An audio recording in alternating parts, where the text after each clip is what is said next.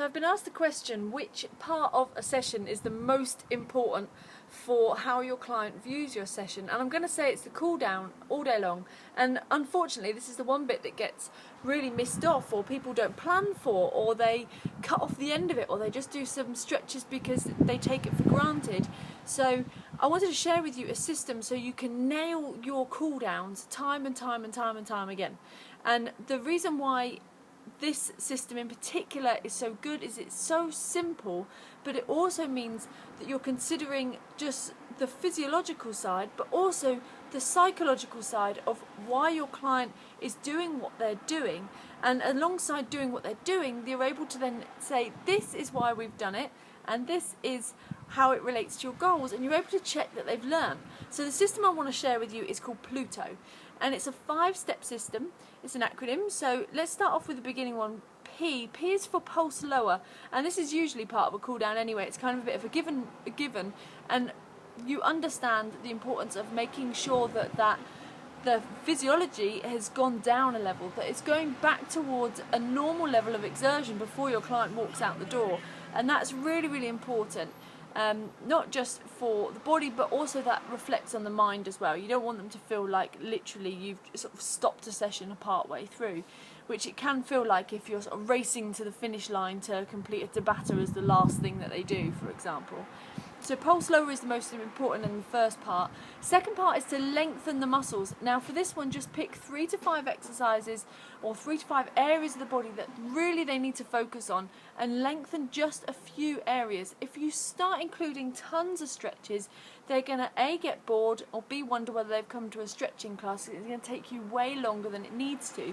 So focus on 3 to 5 main areas for the stretching.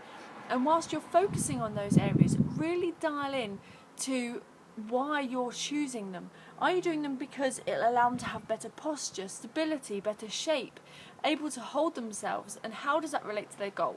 Really important question to ask when you're picking your stretches. Next one is to understand their opinion. Now this is their opinion of the session they've just had. This is also their opinion of what they've learned. So you don't want them to just turn around and go, oh yes, that was a fantastic session. It was the best session I've ever had.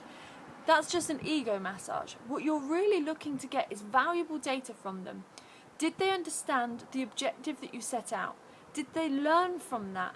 Have they learned in your session? If they've learned, they've developed, and it will be priceless. If they haven't learned, you've babysitted them for the whole session. So you want to check that they've understood it. And the best way to do that is to just check that understanding. What did they get from it? Make it really open and really honest. That then leads nicely into tips and advice. And tips and advice shouldn't just be a throwaway point of, oh, make sure you drink some water. It must relate to the session, but how they then make that session and the learning material in that session matter for the next homework session, for the next session that you might see them for when they're training at home, whatever it might be. You must set it up so it has perspective, and that's what your tips will allow you to do. It'll allow them to say, okay, so because I lift like this on my deadlift, that now means that I'm able to equate that for when I lift things at work, etc. You're able to really draw those tips in, and they should relate to the whole session, just to bring all those objectives together.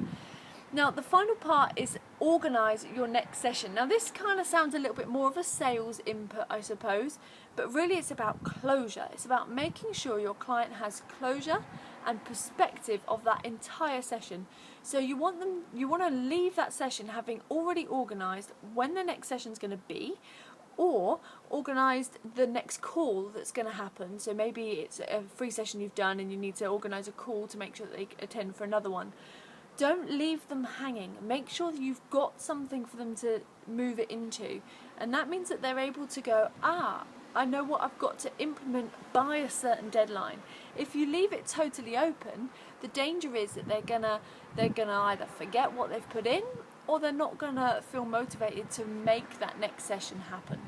So Pluto is going to be your 5-step system to make sure that you absolutely nail your cool downs, but as a result of nailing them, you're putting the cherry on the cake. You're making it the sweetest ending to their session, so that they leave feeling great. They leave with that sweet feeling buzz at the end of their session, and that is what a cool down really should do.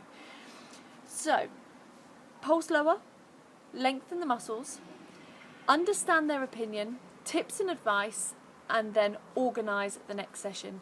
Absolute must. Have a go at it.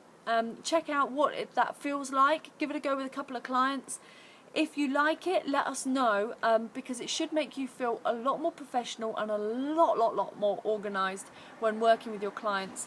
But also, you're now able to promise them a result because you're able to actually say that you do X, Y and Z, and therefore the result is deliverable. You know what you do in order to get results. So that's my little rant over really about cool downs, but it's the cherry on top of the cake, so make sure you do it and make sure you give Pluto a go. Take care.